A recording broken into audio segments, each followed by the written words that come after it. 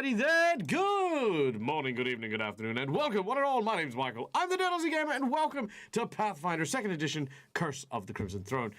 Joining me today are these wonderful and amazing people, should I say both these wonderful and amazing people, as we have two members of my usual party of six here joining us today. Marcus, I think, has just rejoined our chat, so now we have three people. Yay! Yep. Good. Welcome. Now, first and foremost, for those of you who don't know what we're doing, we are playing a tabletop role-playing game, a game in which I take on the titular role of the narrator, the arbiter of the rules, and the doler out of evil consequences, while my players take on the role of the protagonists of my epic adventure, using their wits, their guile, their characters, and, victims, basically, to overcome the variety of challenges that they face. We are playing Pathfinder 2nd Edition Remastered, using kind of like a mixed match of some homebrew stuff with the stuff that's actually in the game. So there you go. Now, we do have a small cast today, which was part of the reason why we are a little bit delayed. So I'm going to fire us through our intro as quickly as possible so we can get into today's game. First of all, starting with the sponsors for the show, guys, we would not be here if not for a wide collection of amazing creators who are in the TTRPG industry, starting, of course, with none other than Hero Forge for the wonderful art you see on screen here, the tokens that are used for my heroes, as well as for some of my players who are not on screen, comes courtesy of an amazing 3D model making software that allows you to design, create, and print your own 3D models and have them shipped to you for all your various gaming purposes. If you are intending to get something for Christmas, then there is no better time to get one than right now, because one, you'll make sure that the shipping will get to you no matter where you are before Christmas, and secondly, because right now there is a 20% discount on all physical purchases made from Hero Forge and a 50% discount on all digital purchases such as STLs and token packs and stuff. So yeah, boom, boom, boom. There you go. Now, next up, we have, of course, Fantasy Grounds for our VTT of choice for all of the cool maps and the dice rollings and all the cool things that you can see here. Fantasy Grounds allows me to focus on what really matters, the role-playing, the story, and allows all of the nutty, crunchy, mechanic stuff to be taken care of by the machine, so we can focus on having a good time and the game. So, yeah, if you want to look at getting into VTTs, Fantasy Grounds is a brilliant one. And then, last but not least, we have Sirenscape for the beautiful and amazing sound sets that you will hear over the course of the game. Sounds such as the noise of Scarwall being explored while my heroes attempt to navigate the old and forgotten halls of this creepy, spoopy castle. So yes, spoopy castle. Now, before we get into too much of that, though, let's, of course, meet the lovely characters that are going to be embarking on today's session. Now, those who are not appearing here are Holly, our fairy cleric of Asmodeus, Agnes, our psychic medium, and Dante, our kitsune druid. These characters are not in today's session. The players are either asleep, sick, or struck by lightning. We wish them all speedy recoveries and hope to see them soon. However, at today's table, we have, playing the role of Alexander, our Hell Knight from the Order of the Gate, is none other than Marcus the narrator. The storyteller, but close enough. Yeah, we'll get there. Just so I'm hearing an echo of myself. An echo of yourself? Yeah, and I don't know where it's coming from. Oh, now it's gone. Nope, it's still slightly there.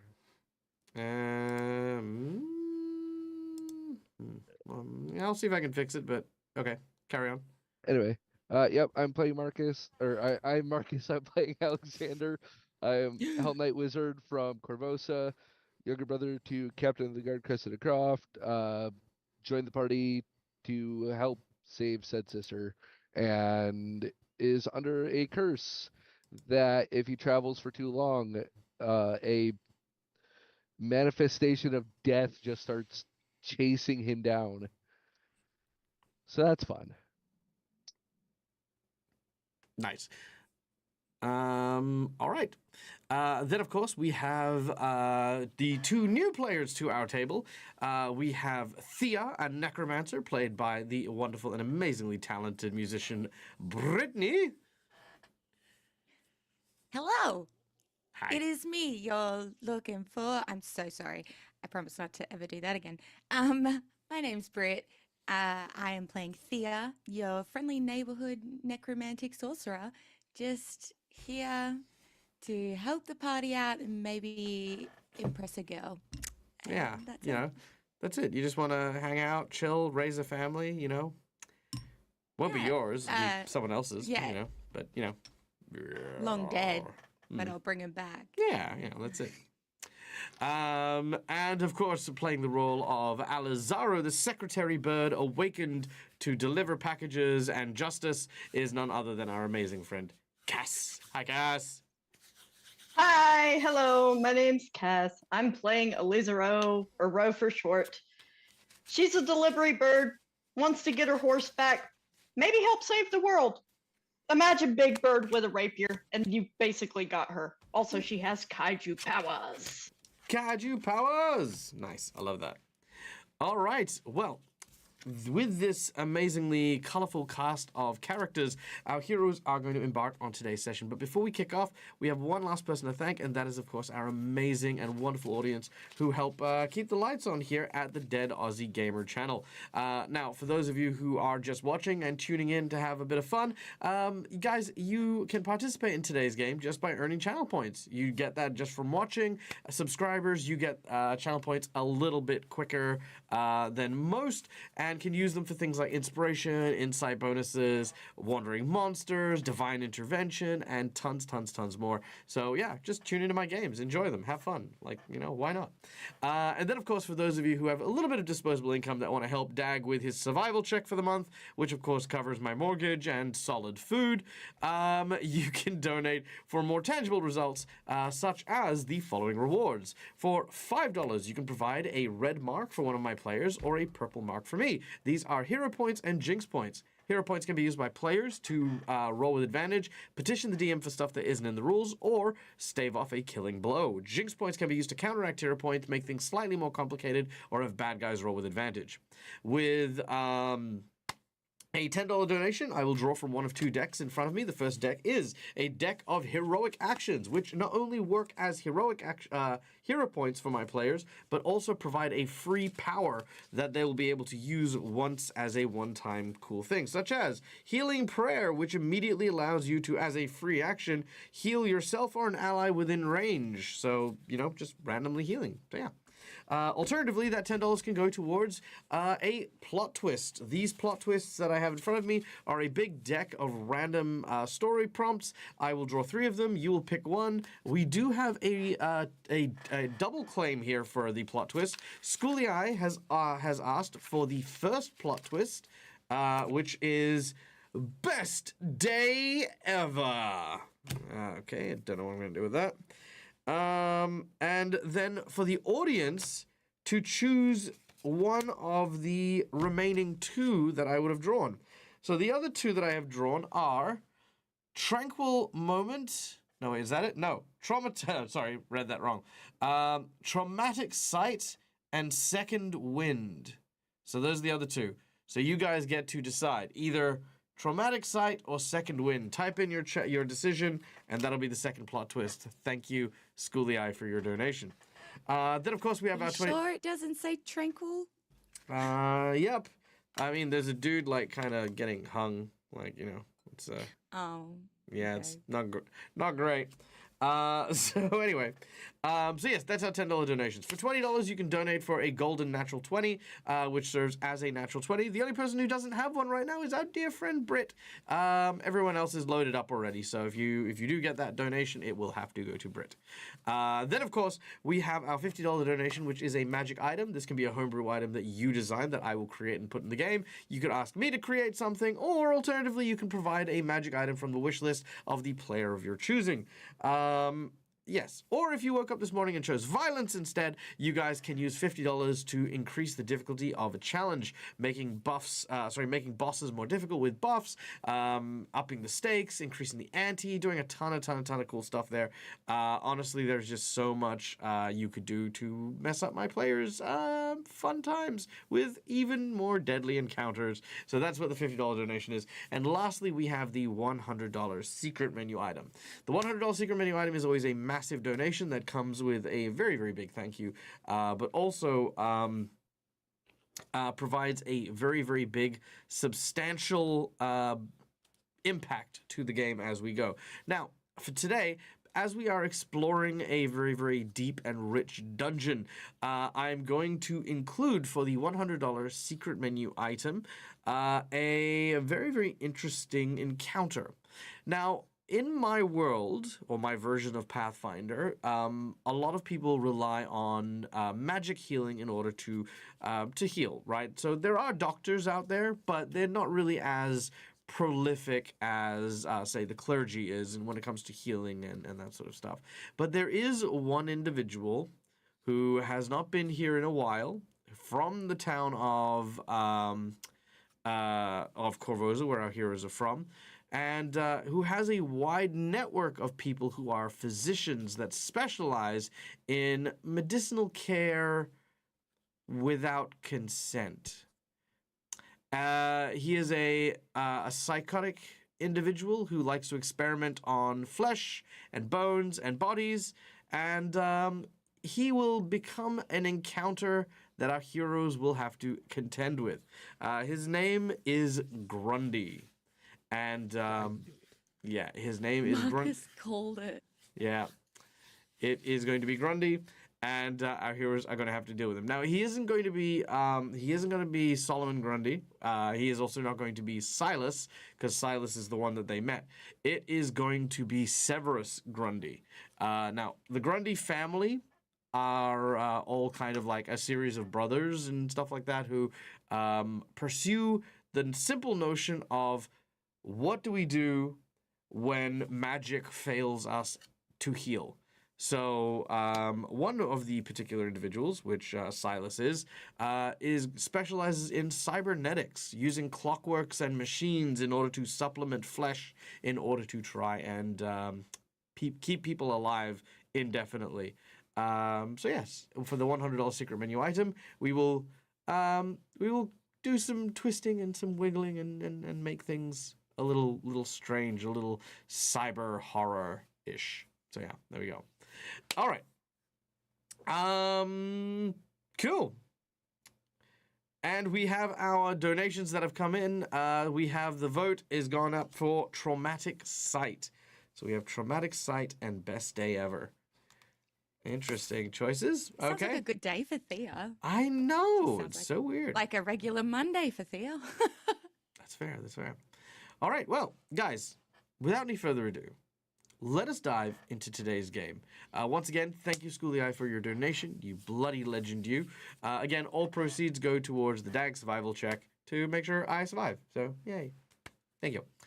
All right. Here we go.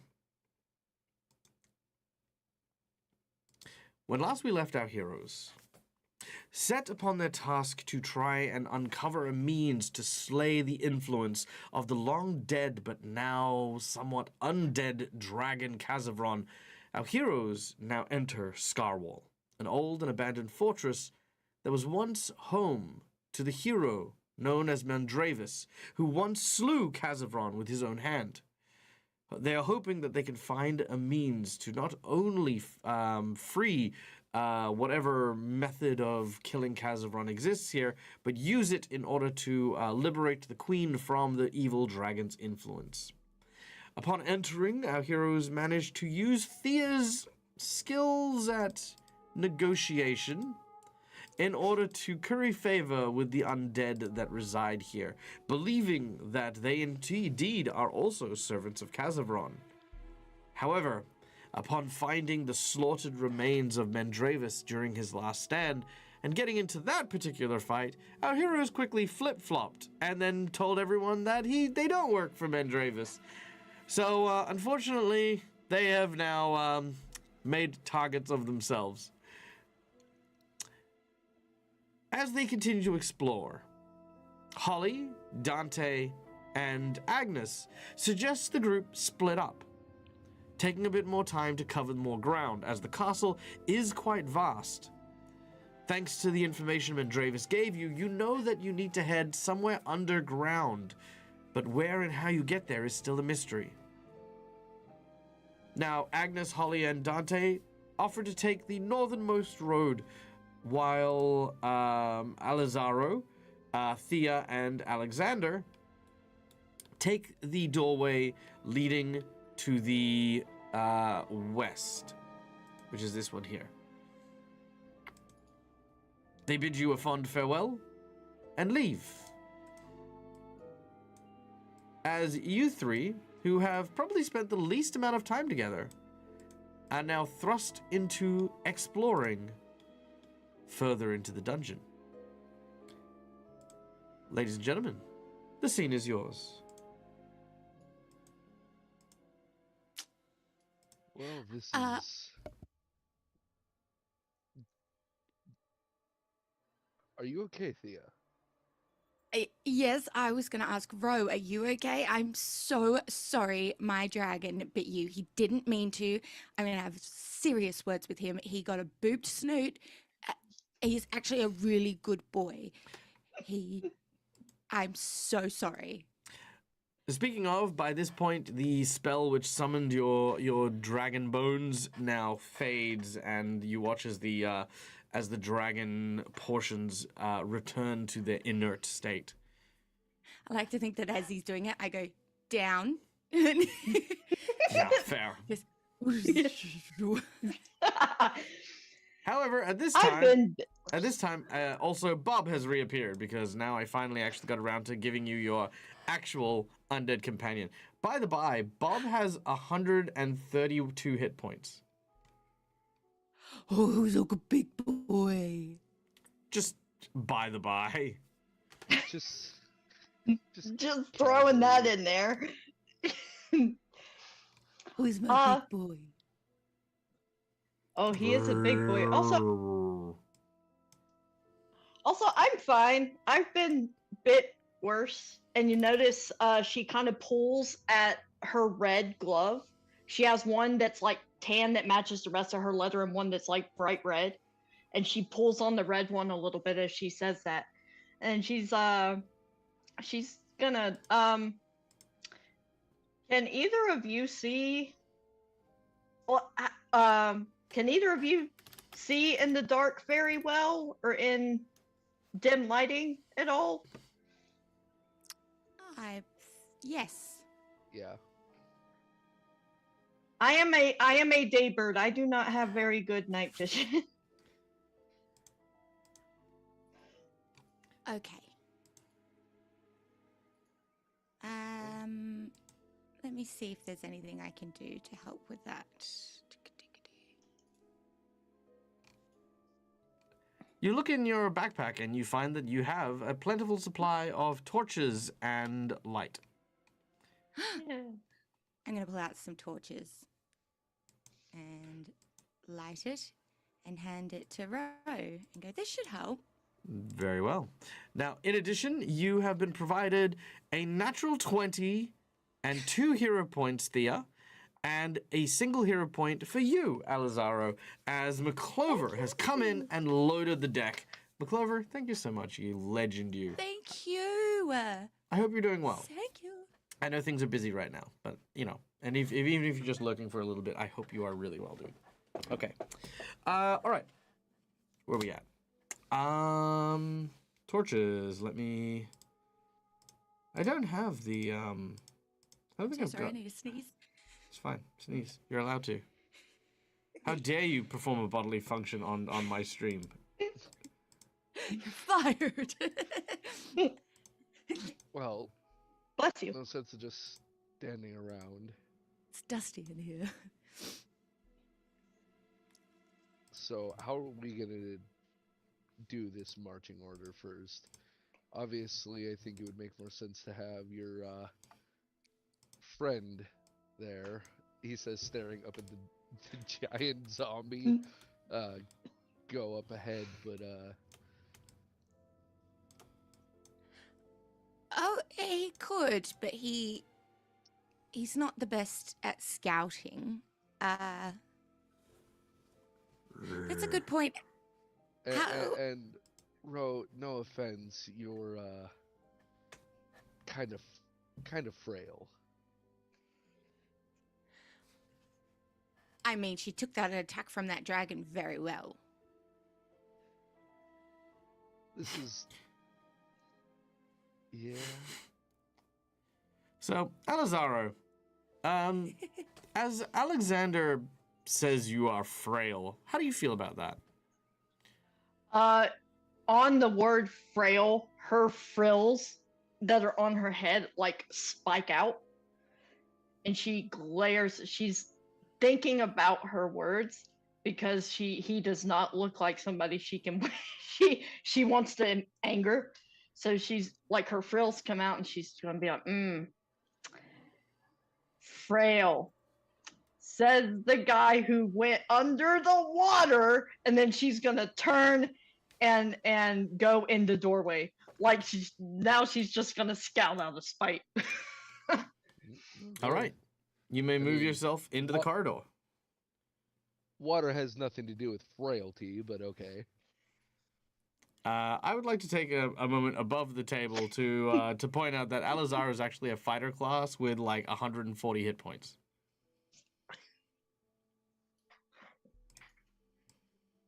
And What do you define as frail? She's tougher than the zombie.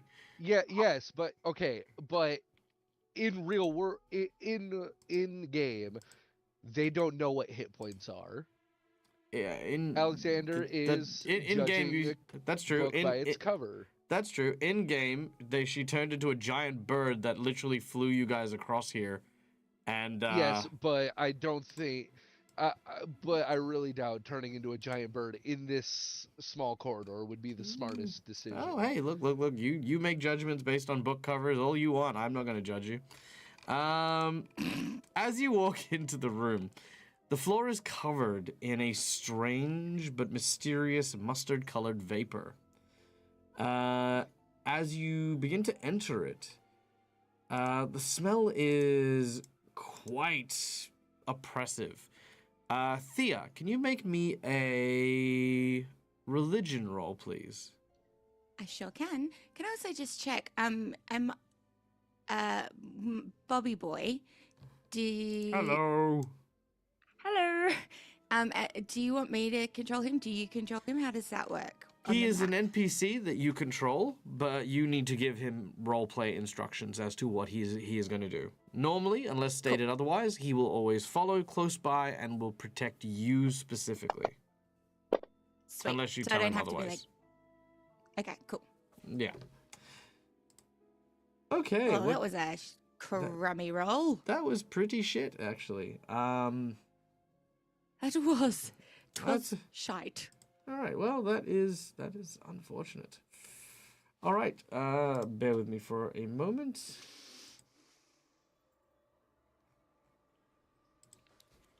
Okay.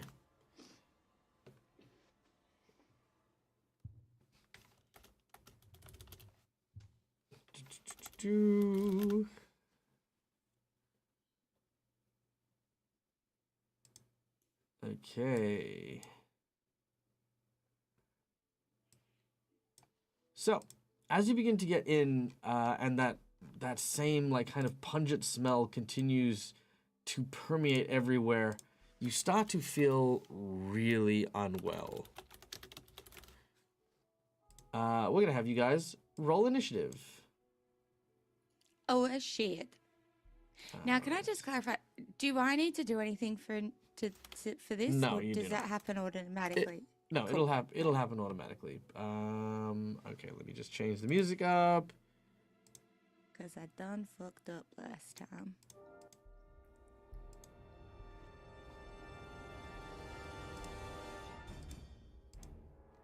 Okay, Alazaro, you will be first, followed by Thea, followed by the whatever it is that's attacking you, and then Alexander. Can I see what it is that's attacking?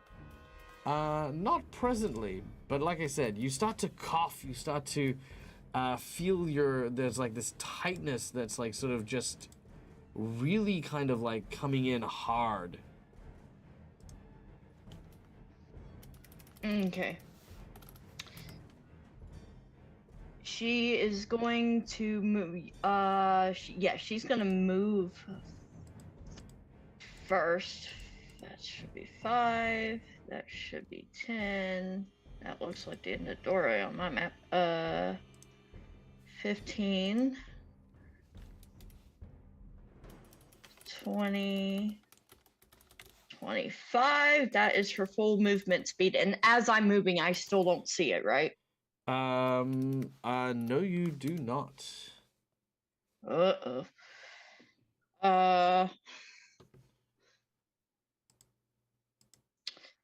Oh.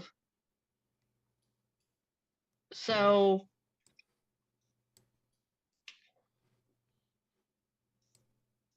All right. So, and she is gonna draw her rapier, but not use it. And she would, if allowed, she's gonna yell back, "Be careful!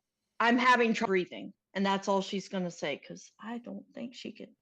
Because she's not gonna attack something she can't see. She's gonna be trying to find it. Sure. Well, keeping in mind you also can't hear the combat music, so as far as you know, you're just on guard. Yeah. Yep. Okay. So, Thea, you're up next. Sweet. Now I have a speed of 25. Sorry, these just is that's a square is 5, right? Yes, indeed. Sweet. So from where I am, I could 5, 10, 15. I can get through there. Oh no, I'm not going that way. I'm going this way. Sorry, I'm trying to find row. 20, 25. So I can get here behind row.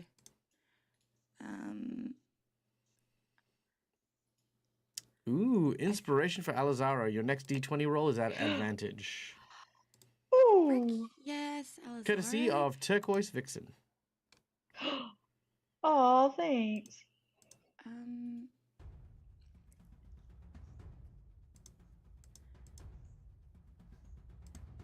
Okay, will my Bobby boy follow us in, or do I need to call him to come and join? No, he will, well, again, he will automatically move towards you and protect you, if it can, and he will do that without your command. Yeah. Cool. If you want, you may take an action to give him a command that is different. Yeah, I might instead just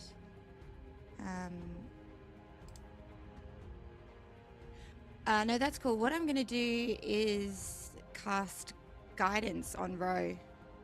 Okay. Oh, thanks. Very well. That will be mine.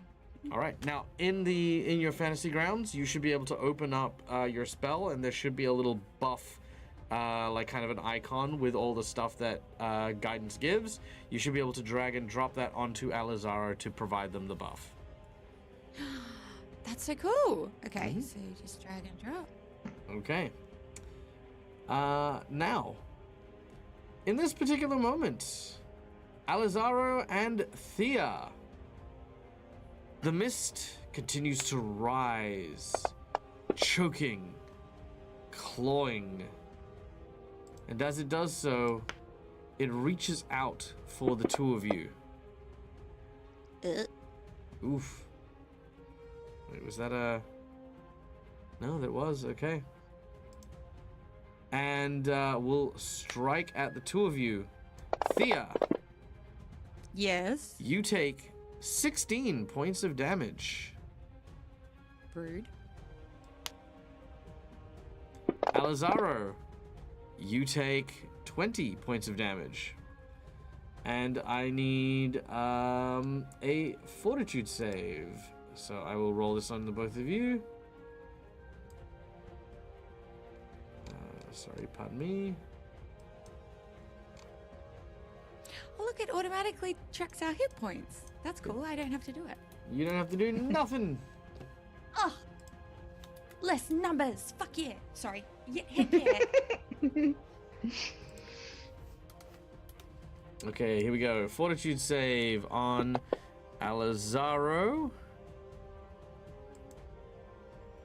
Gets a critical success. Very nice. And Thea. I feel like the DC is not what it should be. One moment.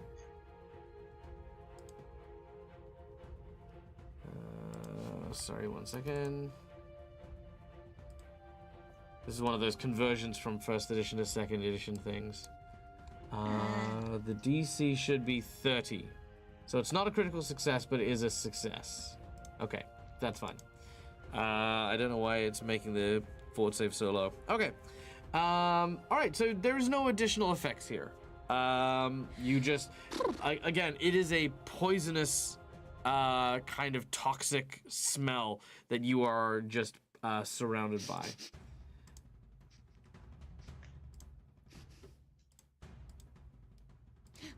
Block your nose. I don't have a nose, I have a beak. I was about to say, how do birds... However they want to. that way? All right. With its third and final action, it begins to, like, kind of shiver and twitch. And when that happens, Does the thing get a crit card? no, it didn't crit. Oh, it did crit actually. Yeah, it should. Let's see. Pick a number between 1 to 5. Thea. 2. 1, 2. Here we go. So. Oh, it does triple damage and then splashes to all other creatures. I'm sorry. I shouldn't have said anything. All right. So Thea, that is just another 9 damage. That's not too bad. Alazaro takes another 13. And Alexander, I need you to make me a fort save. Why do I take damage? Because you are close enough to it. Because you brought it up. Fortitude save. Yeah, your target number is 30. Okay. I got plus 18. That's 30. Exactly what you need. All right, perfect. Okay, and that is the creature's turn. Oh, sorry, yes. With its last action, however, it begins to shake its body. And as it does so, a shuffling begins to happen from underneath where you guys are standing. Oh,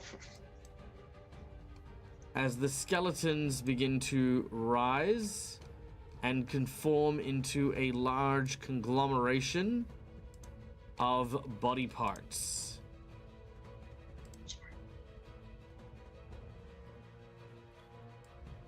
Oh, right in front. All right. And yeah, they basically just become this like giant hodgepodge skeletal abomination. Oh dear. All right, there we go. Done and done. Okay. Then we go to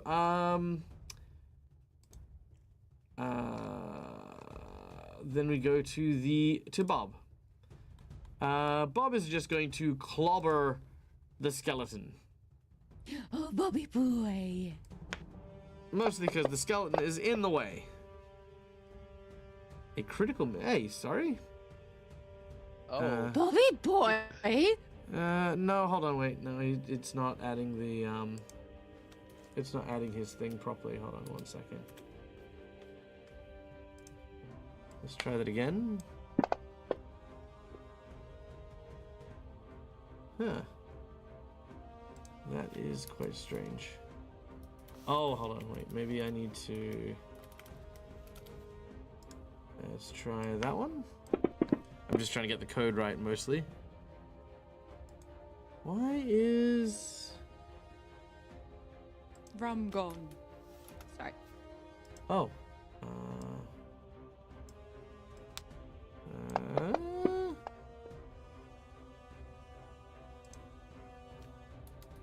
Am I just being dumb? Is that what this is?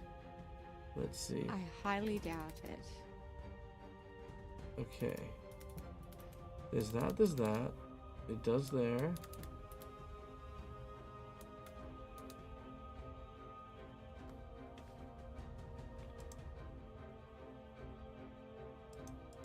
Oh, okay, hold on, wait. I think I know I think I know where I went wrong.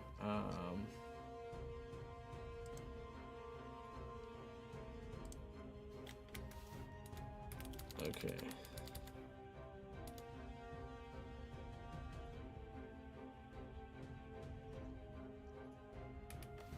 Okay.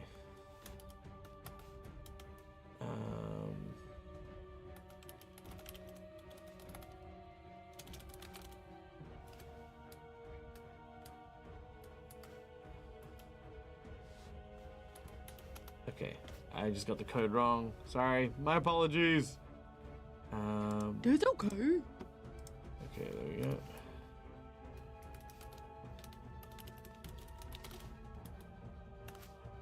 Okay. Is that gonna work? Yay, that's better. Okay. Hey. So, go. His first large knuckle sandwich comes in and deals 11 points of damage. And his second attack, does miss unfortunately, but he is doing his best as he comes in and lands lands at least one of those hits. All right, after that is Alexander. All right.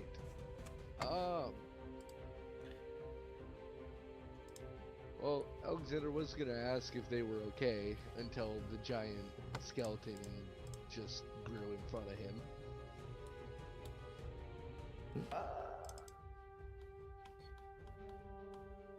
Oh, I don't have to cast defensively in this edition. No, Um, unless it has an attack of opportunity. Unless, Alexander then will. What's my? Would. It's only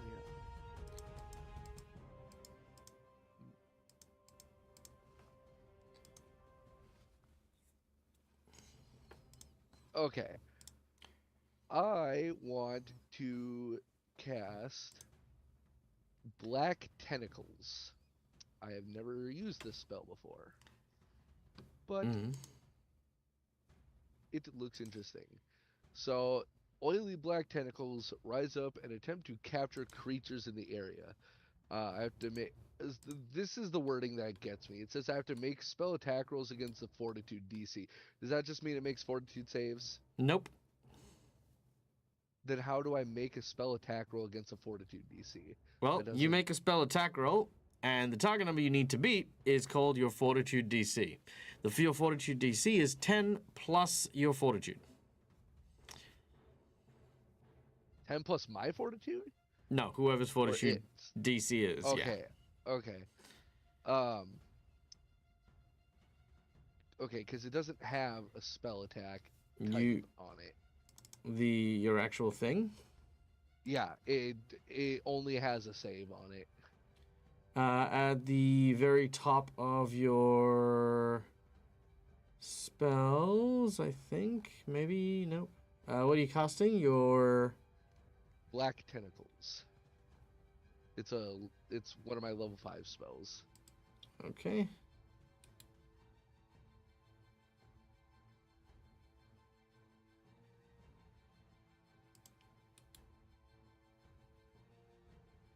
Let's see.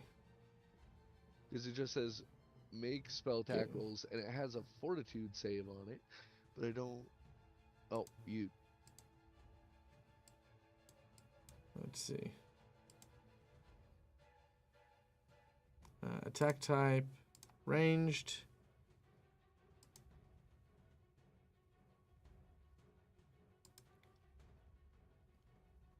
Okay, so fortitude is there. Is the escape DC? Yeah. Okay, so there you go. You should now have a ranged attack attached to it. Okay. All right. And his that fort. is a- So yeah, his fort. So the Hulk's fortitude DC is 25. So make your first attack against the Hulk. Will miss. Why is it only +2?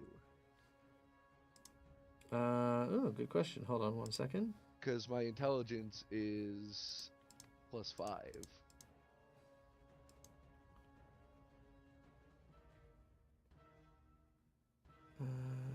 Interesting. Okay, and sorry, what are you? Are you proficient and trained, or are you expert? Am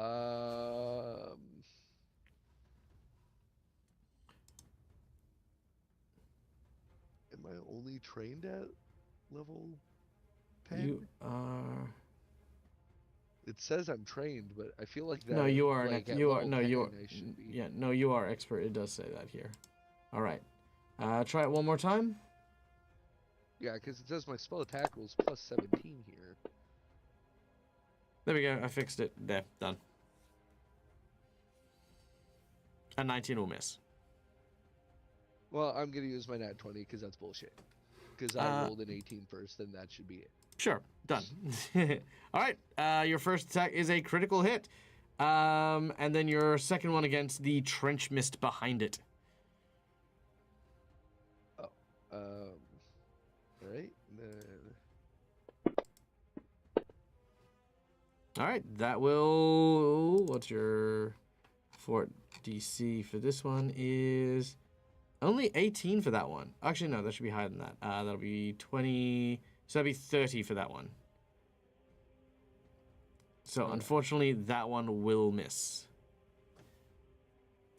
Oh, any creature I succeed against is grabbed and takes 3d6 bludgeoning damage.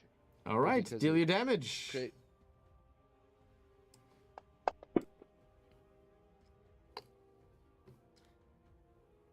All right. The skeleton takes 24 points of damage. As these tendrils appear out of the ground and begin to crush it. And then Alexander will yell down the hall, "Are you two okay? A giant skeleton just appeared over here."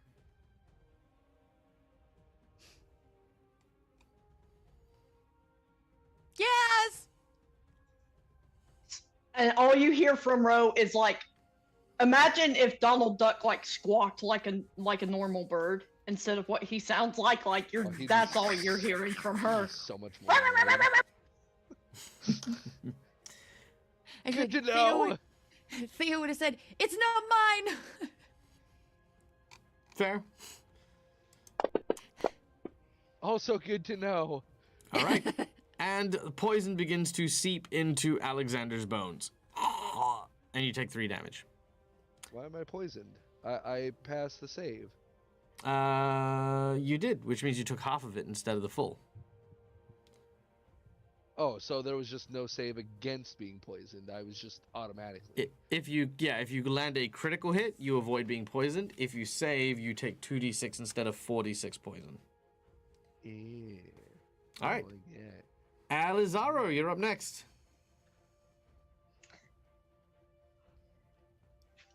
Amid her angry sailor language type squawking, she is going to go for her rapier on the skeletal Hulk. Do. Mm-hmm. All right. question just to clarify. When I'm rolling the attack, I roll the attack in chat and damage on the token, yes? Nope, you roll everything on the token. Everything on the token. Thank you. Did it go? All right. Oh, it did not go. It did. All right. That is. Nah, nah, nah, nah. Nice. Nice. Woo. 16 points of damage after some partial resistance with your rapier. All right. For her second action, she's gonna, seeing that it actually hit, even though it resisted, she's gonna just do the same thing again. Hiya. Okay, the second one is a hit. As you definitely begin to move around, stabbing, slashing, and cutting into it, you have one Yes. last action. All right. So for her last action, Mm-hmm. oh, I can't do that because it's bigger than me. Okay, she's going to stab again. Okay. She's gonna stab. Stab, stab. Oh That no. Ooh. is a critical miss. Can I hero point that? You may. Oh, Yeah. since that critical miss just reminded me, since my thing crit, do I get a card for it? Yes, you do. So we'll resolve Alexander's first. So Alexander, give us a number between 1 to 5, and then Alizaro, give us one as well. Mm-hmm. 4. 1, 2, 3, 4. still The heal target has myself. a weaker AC as it's being weakened by your tentacle. And Alizaro? 3. 1, 2, 3. Okay. That is. Nope, you don't have a shield. You will move 10 foot in a random direction. Oh boy. All right, I'm going to say that you bump into Thea, and as you do so, the two of you kind of tangle up into one another. Oh, hello. Sorry. And she's gonna try, and like she forgets how to move her arms, so her wings are just like flapping, and feathers are, a couple of loose feathers are flying, flying in random directions as she kind of feels this rush of embarrassment. She's like, ah, shit! Oh no! All right, And that's her turn. done and done. The poison continues to seep into your body, and you take 5 points of damage as we go to Thea. Okay.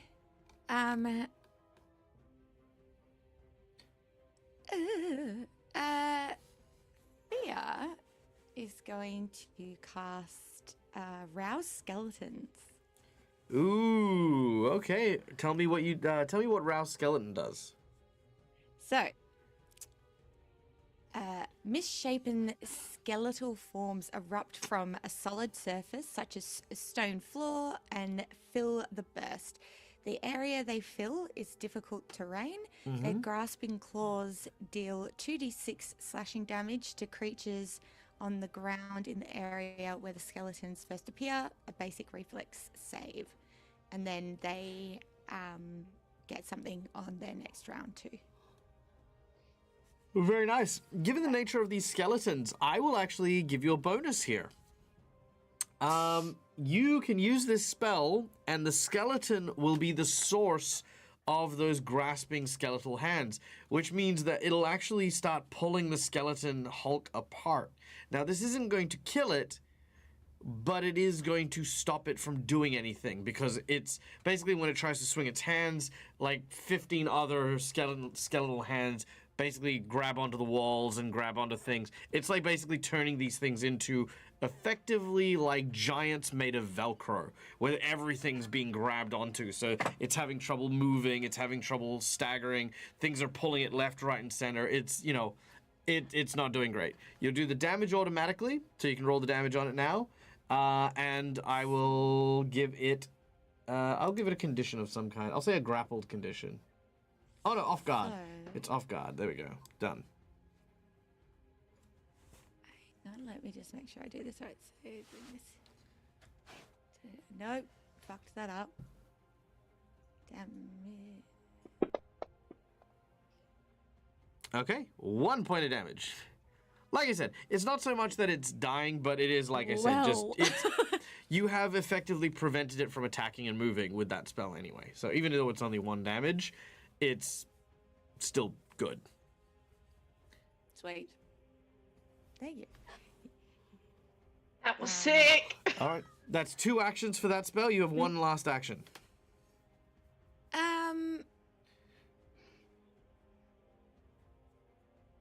I think that might just be. No, that's against a living creature, so I can't do that.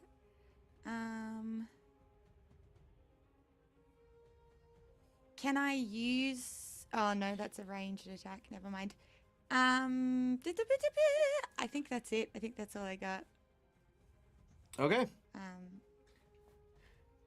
All right, Dag pro tip 101. Because we, Yes. because I mean, I like the pro tips. The pro tips are good.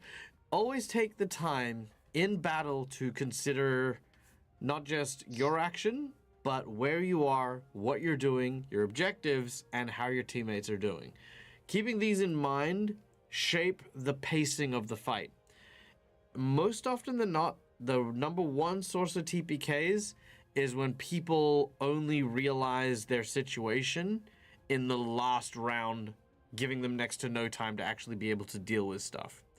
If you, however, want assistance with it, you are welcome to ask your GM if you can make a perception check or something of the equivalent, or a tactics check or a military check, in order to get a grasp of the battle at hand. Can you do that? Can I please do that? Mm-hmm. Absolutely. Make a perception check. Ooh. Oh, 24. Yep, 24 is fine. With a 24, while you don't recognize it, the gas itself is creating a immediate problem. You cannot breathe without being poisoned, and the gas is going to continue to flood poison into your bodies while these 2 very large skeletons are going to prevent you from leaving. Eventually, you will suffocate, you will poison, and you will die. Unless the 3 of you can take out everything in this room. Now, at present, you look at Alizaro and can see that they're not in a great space. Not in a dire situation, but they're not in a great space. You're okay as well, but you're not sure if you will live longer than everything here right now. And you can't see Alexander at all. Bob's fine. The only... You do, however, see there is 1 point that you can potentially exit from. Directly behind you, there is a single door that you can potentially escape through. But Alexander is on the other side of that giant, which would potentially mean that this skeleton here is your primary target to try and get Alexander towards that door. Okay. Now, you can't... Well, then. Now, it will take you an action to absorb that or to weigh that out. You can speak, but you cannot take any actions. Cool. And that bigger skeleton, hulky, not bigger, sorry, the hulky skeleton here, he's kind of staying where he is at the moment with... Which skeleton did you want to stick? It's up to you. You didn't say which one, so... Can I see the other one? Yeah, you can see both. Okay, well, in that case, I want to do the one closest to Alexander so that we can try and get him past and get through that door. Okay, not a problem. That one is the grabbed one. As the skeleton, again, like I said, is just sort of pinned between the tentacle that Alexander summoned to grab at it and your own skeletal arms. It's not moving anywhere. Okay, and then if I can, I just want to say, we got to get out of here. That door, now. Gas will kill us. Got it. Alazara?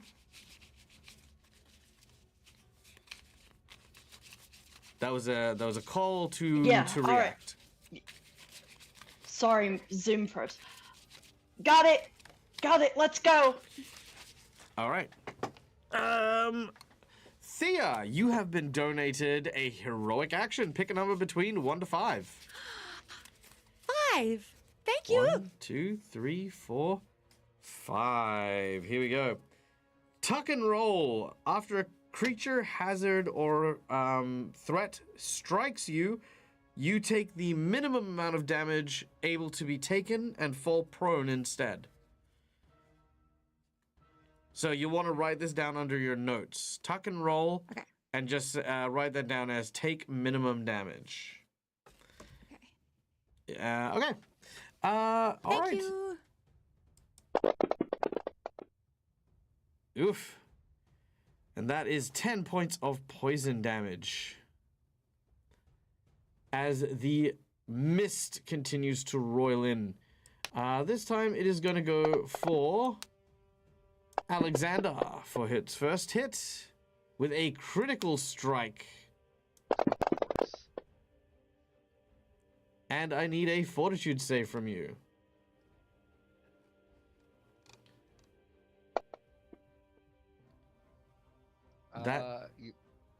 Yep, go on. You know what? Mm-hmm. No, because I know you're gonna jinx point it as soon as I say the words. So no, never mind. Okay. I'm That puts smarter you. than that. All right. Well, that puts you on 8d6 poison persistent damage. Oh. Okay. Its second attack, it is going to go for. It's going to go for Alizaro. And we'll hit. Alizaro, please make me a fortitude save. As you take 12 points of damage as the poison gas continues to choke at you guys.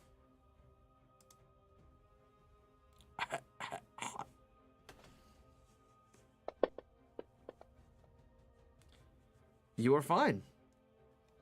And with its last action, it's going to try for Thea. It will hit. Thea, I need a fort save from you as well. As you take 8 points of damage. Ooh, a 19 is not going to cut it. You are now the proud owner of 4d6 persistent poison. Is my tuck and roll come in here? You can if you want to, but I wouldn't recommend it only because that is like you turn 8 damage to 4 damage. Oh, okay. Never mind. Yeah. All right, that is that. The lower skeleton is going to try and stomp on Alizaro using its ability called Massive Rush. And with its one action, let's see how it goes. Ooh, Alizaro with a critical hit. Oh wait, and it gets a crit card on me. Who does? Oh yeah, it does. All right, and that is 42 damage. You are, however, still up. And thanks to the fact that it used its big rush attack, it only gets 1 attack this round. Guys, I have an exam today. And We then that thing cannot has the crit card TPK. too. All right, pick a number between 1 to 5. Alexander and Alizaro. Cannot 3. start today with a TPK. Come on, Cass. Pick 3 with me. Let's be 3 buddies. Okay, let's be 3 buddies. Why not? All right, here we go. So, the toxic gas for Alexander sickens you by 3. Oh, great. Wonderful. It must smell like rotten eggs. Well, it is poison, so I mean, probably something akin to that. All right. And Alizaro with slashing damage. Oh dear. Please make me a fortitude save. Your target number. Oh God. Your target number is to check on this. I don't know if this comes in or if it's already automatically happened, but at the start, don't forget you had guidance. I'm assuming it's already automatically. It expired already. Mm. It expired already. Okay, one moment. You are level 10. Okay, your target number is 27. Fortitude save. This is one you really want to make. That is not how you do it. Can I nat 20 a save? You can. I will tell you what it is, though. I will roll a d4 and you lose one of your limbs. Oh, it's not the one I thought it was. Oh my god! So- Okay. So do you want to use the nat 20? You can definitely do that. a or nat you can- 20 wouldn't help. Oh, no, it would. Mm. Yeah, because your target number is, like I said, the target number is 27. So you would succeed on a 9. Do I lose the limb even if I succeed the save? No. That's the Okay. Now, if you make the save, you're fine. You just take the damage and you carry on with your day. Okay. My god, okay. I really can't. I'm a bird. I can't lose any of my damn limbs. I'm gonna have. Nope. I'm gonna hero point it. Hero pointed. All right, going for the roll. I love the enthusiasm. You can still use the nat 20 even if you fail it again, but yep, go for the hero. I'm got trying this. to. 29. Cookie Mon, yes, you can. But yes, all right, you'd managed to stave off the arm being chopped off, but it is a deep wound that this creature hits you with. But that is the skeletons. Then we have Bob. Good old the Bob. skeleton one, because it ends its turn within my black tentacles, will automatically take another d6 bludgeoning damage. Sure.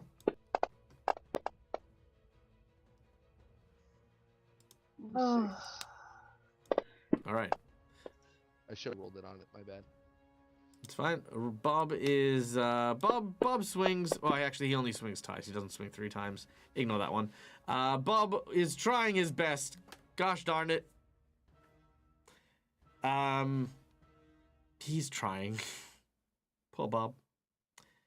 All right. The skeleton can't do anything because it is very trapped. It takes 6 points of damage from the tentacle. And that's it. As we go to Alexander.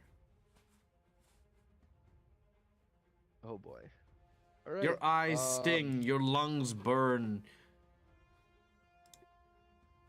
Can I? What's the action to move through an enemy? Tumble For through or this, something? none, because it is effectively completely restrained. And quite large. So I can't move through it. You then. can move through it. Oh, I can.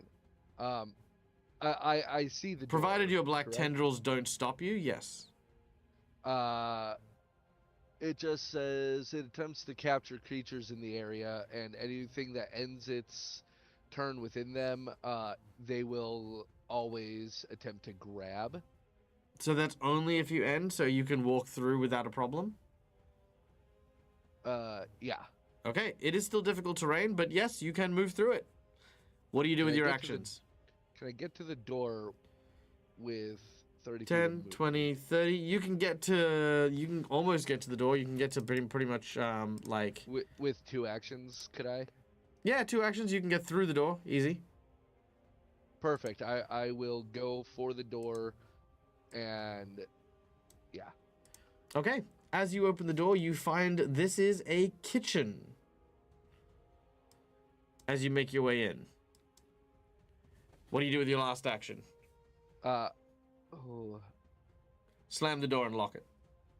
well, I don't want to lock it, but actually, Alexander will yell to them, "Hurry up! I'm just gonna shut the door so the gas doesn't fly into here too."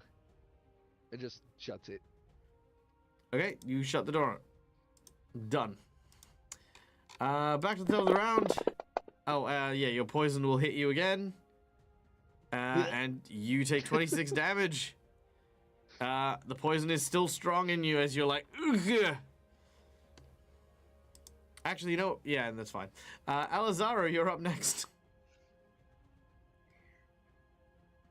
Can I, given the size difference, can I disengage and then kind of using her wings to beat back the gas as best as she can? Can she disengage and use every possible form of movement to like try to get in the door? Yep, super easy. You disengage from the skeleton and you make your withdraw into the other room. With like your 3 actions, you're well and truly in the room. Actually, if you wanted to, that would be what? 10, 20, 30. Yeah, 2 moves will get you to here, and then yeah, you're pretty much safe there. Okay. Yep. And she's gonna be oh nope, that was 3 actions. Never mind. I was gonna Mm-hmm. All right, since I used all my actions to move into the room, she's just gonna kind of look over Alexander and be like, I hope that crap didn't get you as bad as it got us. I'm worried about Thea. He is literally throwing up a lung. Yeah. As you say this, you, however, Alazaro, pass out. You Yep. can use a hero point to stay up if you like, but otherwise, down you go. Yep. I'll use my hero point to stay at. Is it stable or am I up at 1? It will be stable, so you're up at 1, and your poison Okay. will be removed. Okay, yes, I would like to do that, pretty please. All right, one moment while I do that. All right. Done and done, and your hero point has been spent. You hang on by the skin of your chinny chin chin as we go to Thea. Thea is running. She's All gonna right, try and get in that 10, door as 20, 30. You can make it to the door and slam it shut if you would like. well. Perfect. Ah, Bobby. Yeah, that's okay. Bobby. He's not gonna get past. He's too big. He is. He'll be fine. He'll be okay. Yeah, you can make another one. Yeah. it's All true. right. The poison continues to run rampant in your body as well. All right. Alexander, you see the poison is still ravaging the both of you guys. If you use a hero point, you guys can just, again, purge yourself of it. Otherwise... Yes, I was gonna say, can I use a hero point to get rid of the poison, and then use my next 2 actions to get induce vomiting to get rid of sickened? Because I know that is a thing you can do. Sure. I'll say that because you're no longer in combat, that's perfectly fine. Also, why were you clumsy? Do you remember? I don't know. I have been clumsy the entire time, even last session. I just... Yeah. Okay, well, I guess you're no longer clumsy, but you are still doomed. Yeah, that's a permanent thing until we kill my evil twin. Yep. Okay, let's see. Alazaro's fine. Thea, are you going to use a hero point, or are you going to try and outlive the poison? Now use a hero point. Okay, very well. All right. Hero point spent. And we are out of combat. Okay. Ro is looking pretty rough, right? Oh, yeah. Alexander's Okay. gonna One. rush over and pulls out the greater healing potion he has, pulls off the cork and dumps it down her beak.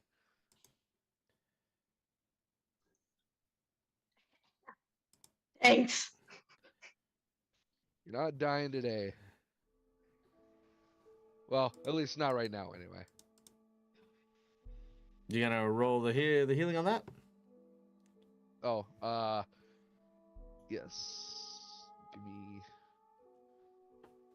Okay. What about Bob, says Schooly Eyes. Well, Bob's outside, and thankfully Bob's undead, so Bob's actually immune to the effects and being recognized by the, well, it's called the trench mist. It's effectively a type of mustard gas, and because he's immune to poison, he's fine. He's just having Yay, a little 45. dance party with the skeletons, that's all. Yeah, it's having a little undead party there. All right. That is 45 healing to Alizaro. No, this is my only potion, so, oh boy. All right. So let's describe more of this room, shall we? Our heroes find themselves in the castle's kitchen. Rickety tables, butcher's blocks, and a collapsed shelf clutter the room, which appears to have once served as the kitchen. The walls and ceilings are covered in soot, particularly to the west, where 3 huge ovens seem to loom, each completely covered in a layer of char, inside and out, with bits of blackened bone and charcoal caked on the iron grill. There are ashes held in the pit below, and worse, there are 4 outlines burnt into the brick of the oven walls. Humanoid images splayed in positions of agony and death. And despite the ancient look of the layer of grime, the ovens radiate a slight warmth and the faint odor of burning flesh, as if they were used very recently. As you gaze upon this sight, you feel your body starting to get hotter. The searing, burning sensation that pricks at your skin and causes you to sweat.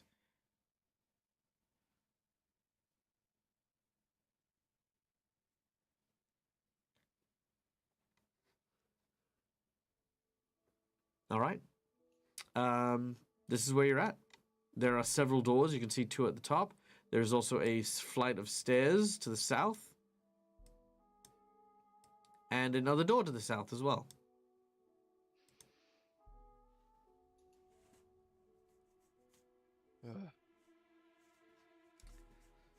Well, which direction do you guys think?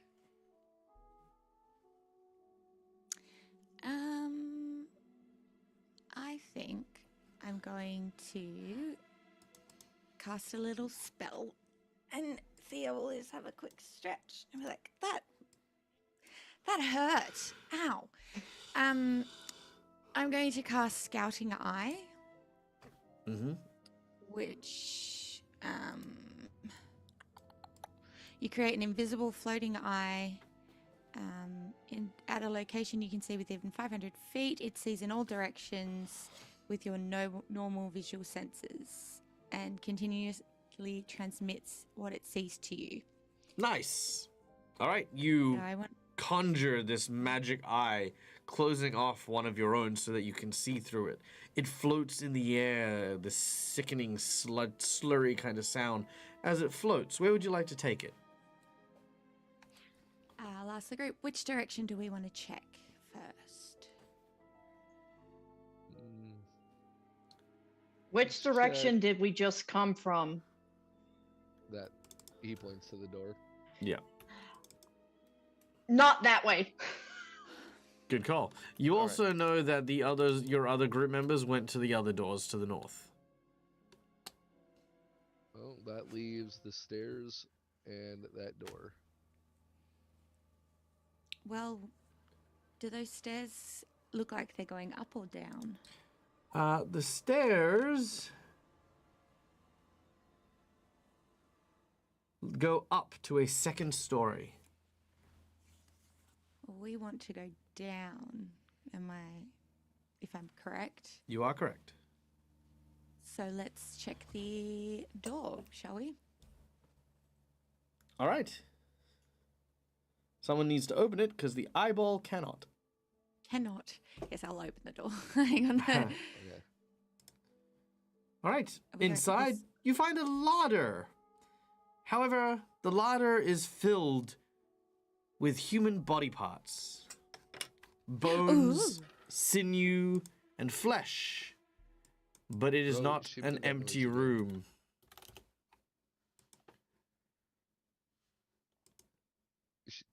She made that noise again that she made whenever she gets excited about corpse rolls. I'm scared.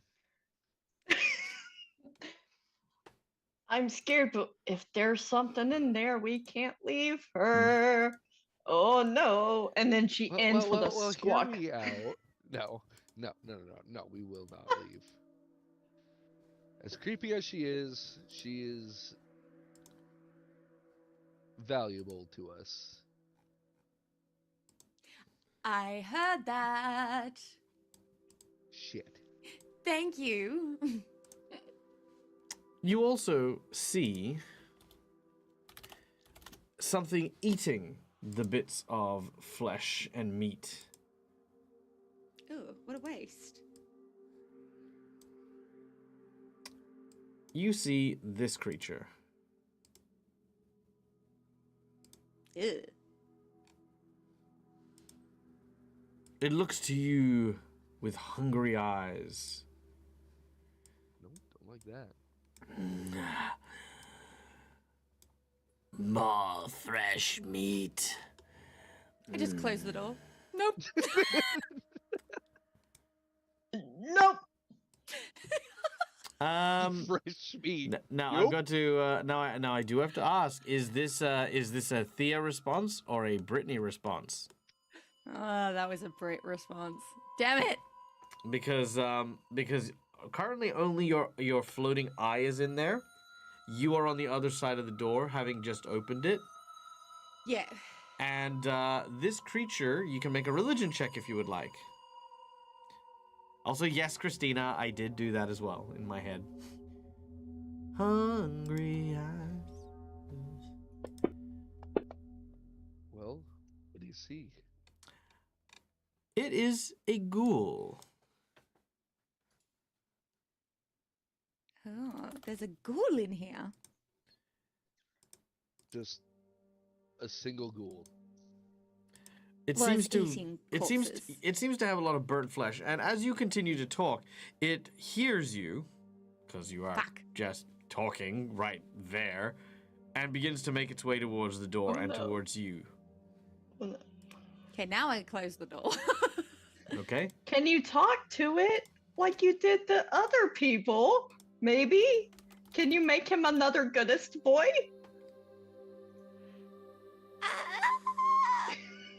I feel like that bell has been rung.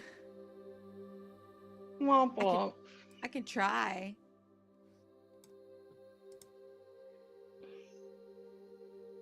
You love all the spooky flesh You eating are kind of things. our undead expert.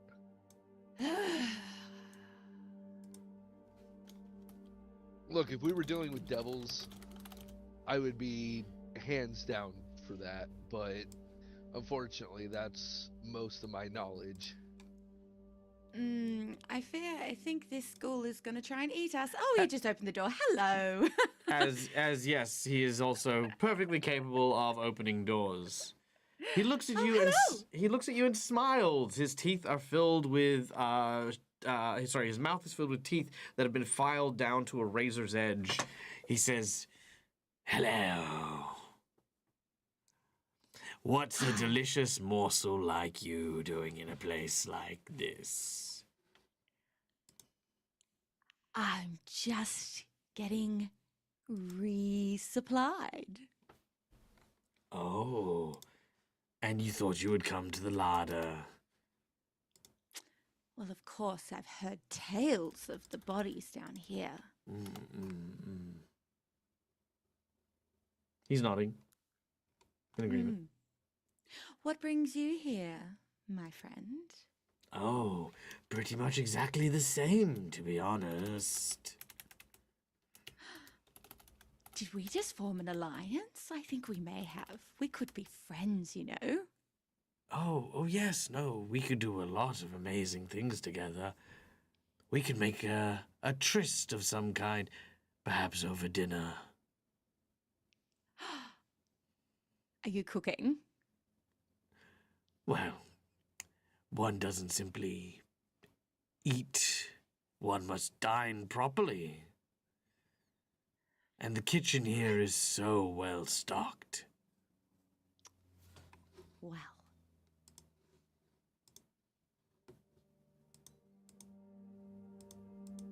What time then? I'll go and get ready. Oh, no time like the present. You can bring your friends, too. Oh no, we don't need a third and fourth wheel. That's fine. Thea's trying to get them safe.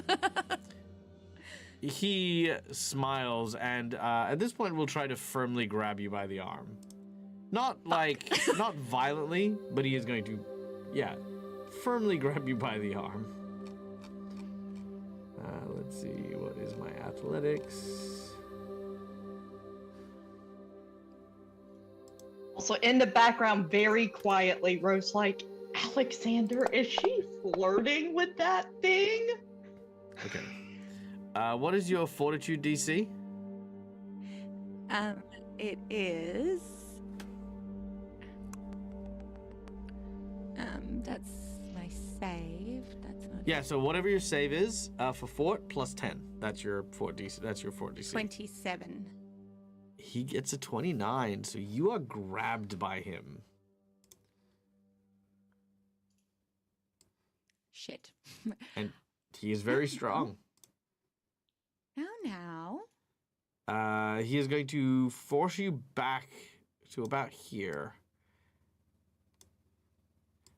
At this point in time, I'm going to turn to Alexander and Alazaro if you guys have done anything. You, again, it is a very small space. You guys can definitely hear and see what's going on. So, while Thea was talking to the goat before it grabbed her, Sure. Alazaro's like, was she flirting? Is she flirting with it? What is she doing? Oh no, that was not what I meant. That's not what I meant at all. Oh no. I genuinely.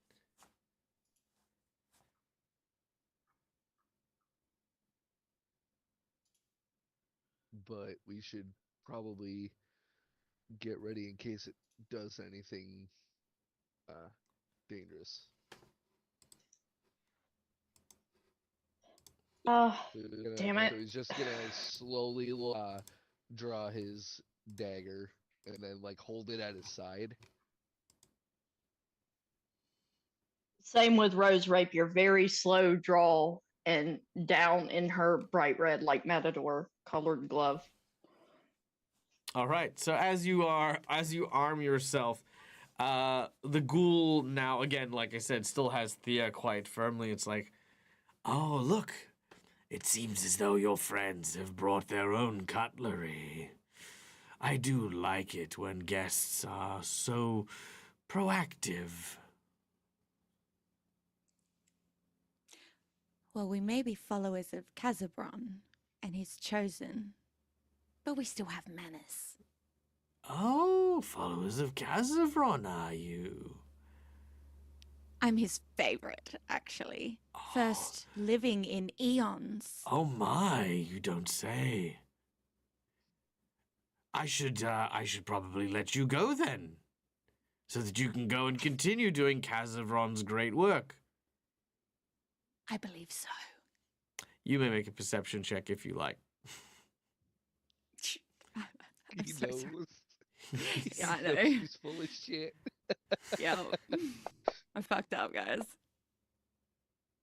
Yeah, you're pretty. Yeah. This guy's not buying any of it. Mostly because you've all been marked by Mandravis at this point. Yeah. Is he wearing metal armor by chance? Because he looks like it in the image, but He does, but let's have a look. I'm not seeing any gear on him. As for his AC, 5, 6, 12, 11. No, he's not wearing any armor. Oh, all right. Then never mind. All right.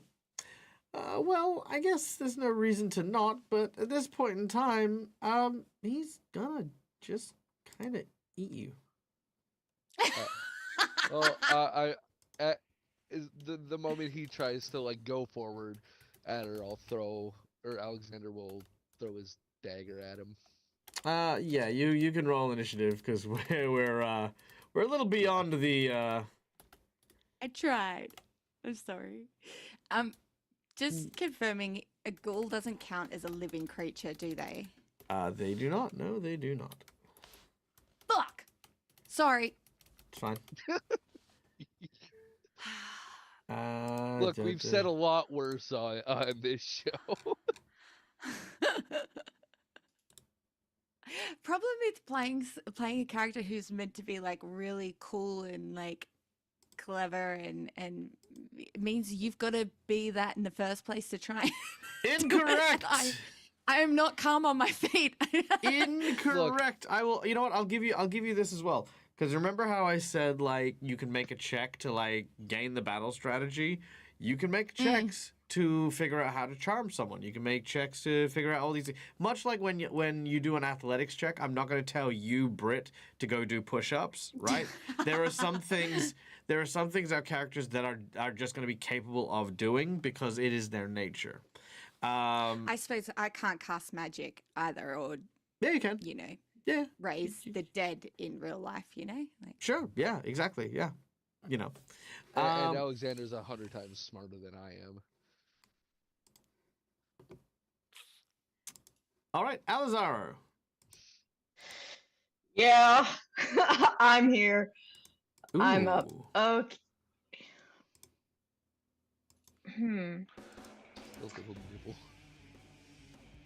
So, what Alizaro would like to do is move 5.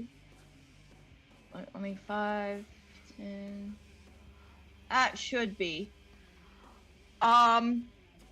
What if I want to? My intent is to pull the ghoul off of Thea and use that momentum, use that energy to go into leading dance and turn him by 10 feet. Sounds like a good plan. So you'll need an athletics check for your first action to break the grapple, and then you would need to make your specific check that I think it's an attack action, right? Or is it a performance check? Leading dance, let me double check the wording on leading dance. That is, it says my only requirement is that I'm adjacent to an enemy. It's a performance check against enemy will DC. Sweet, yeah. So that's what you need to do. So 2 actions, and yes, you can perform this. So let's start with our athletics check. All right. Do I roll the athletics check on the chat or on? Well, I will tell you what to do. So if you double click on him. Sorry, my apologies. What am I saying? If you go down to your activities on your character sheet, there's a little side tab there just above your actions. Yep. And then you go down to where it says athletics. Yep.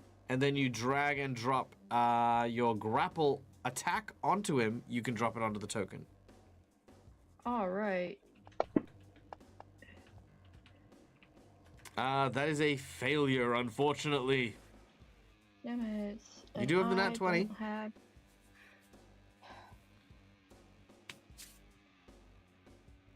Let me nat 20 it. Why not? Okay, and with a nat 20, I will also say that you automatically go into your dance, and that'll take 1 action instead of 2. So you've got 2 more actions remaining. So where are you going to pull him to? I am going to pull him. It is, let me double check. It's text to make sure I gave you the right distance. 10 feet in the same direction. Okay, so it is 10 feet. So what I would like to do is I would like to go diagonal 10 feet back towards the door and kind of swing him to where he's closer to the door than me. Yes. And then... All right, done. You have 2 more actions. All right. Cool. Let me do a thing. Let me... Where is it? Nope, not that one. Where is it? Then I would like to make an attempt to do my confident finisher. Nice. All right. You're using your confident finisher to try and stab at the ghoul. Yes. And it should be, I should be able to do, aha, there it is. It's right. Oh, I can't roll that as an attack though. All right. Combat. That'll be... This is, however, your second attack, just so you know as well. Second attack. Got it. Because the first was a grapple attack. Correct. Alrighty, so let me zoom in on map. That'll be with my greater striking rapier. That is second attack on Ghoulie Boy. That is a hit. Hey! Yeah! Heck yeah. Nice. Woo! And roll 3d6 because I think, what is it, 3d6 for your panache now at this point? For your finisher. I think it's 46. Okay, is roll what I have in All my... right, roll 46. Okay, now I do not have that in like my damage thing. How do okay. I do Nope, the... You know what? Give me 2 seconds. Let me do Yep. this for you. Yada. There. So if you wanted to do this, I'm going to show you how to add it yourself. So you see where it says Greater Strike Rapier? Yes, he is. Click on the cog. Okay. Yep. Then simply add damage, so add an item. And then pick up a d6. And then 1, 2, 3, 4. Or however many you need. And then drop it into that square there. Okay. And then drop it there. Yep. Woohoo! No, not there. Nope. The area below it. Okay. Nope, that didn't do it. Fuck. There we go. Ha ha ha. Hold on, wait. How many dice have you dropped in there? I meant to drop 4, and it doubled because I missed the icon. I overshot when dragging. Okay, My apologies. Well, no, that's okay. Yep. We'll try and get the right number there. So only 4 dice. That's all you need. Yep. Okay. No. Dos. Tres. Cuatro. Brilliant. Okay, now drag and drop the damage again onto him. I've refreshed it, so it should do what it needs to now. All right. Just the 4d6 for the panache, or the full thing. No. Drag your attack now. All of your attack. Okay. Like you did it before. There you go. Yeah. And now it'll do 29 damage. Then go back into that and just right click on the 4 extra dice and then hit clear. Okay. And then that's how you add the 4 extra. So anytime you need to, just drop the 4 in there, then roll the damage. All right. Thank you. You are welcome. But you are now out of panache, which means you'll need to earn it. And you have one more action.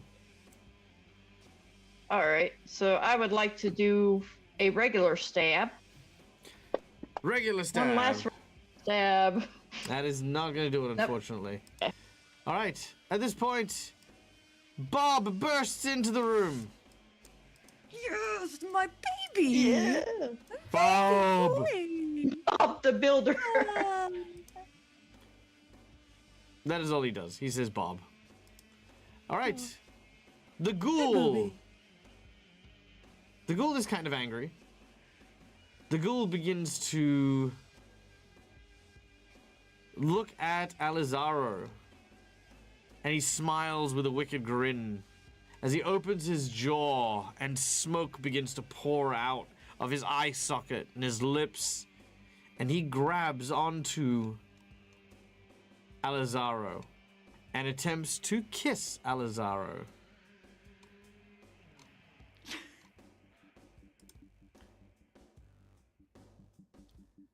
All right. That was my date. What is your fort DC?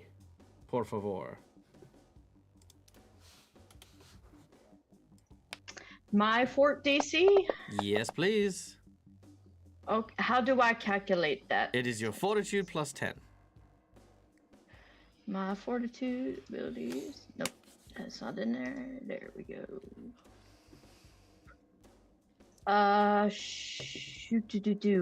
don't.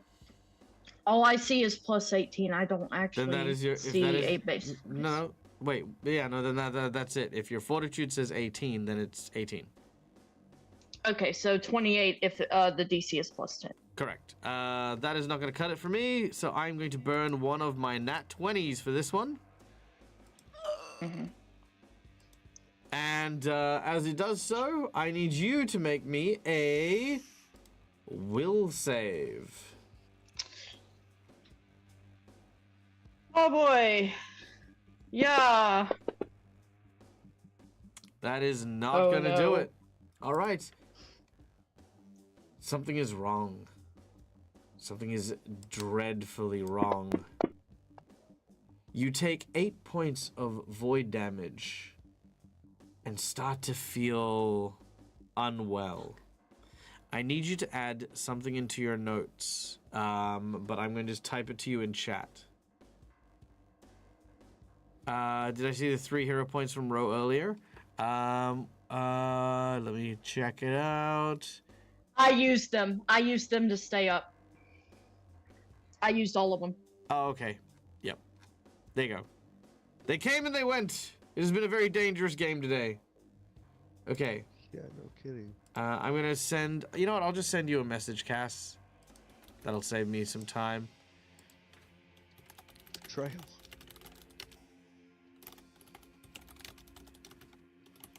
I'm assuming you're sending this in Discord? Yeah. Okay.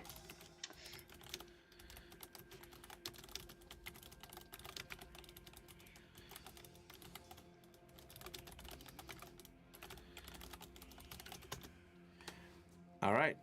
Done. So, once he does that, the smoke causes you to cough and to splutter. It will sicken you by 1, and that is all it seems to do. The ghoul, however, has other things to do, and will instead, while you are coughing, enter the back room and shut the door. He looks directly at Thea and says, quite simply, "I'll see you soon. After all, I hate canceling dinner reservations."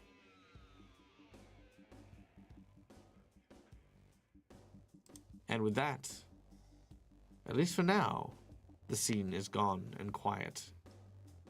And that is where we'll end today's session.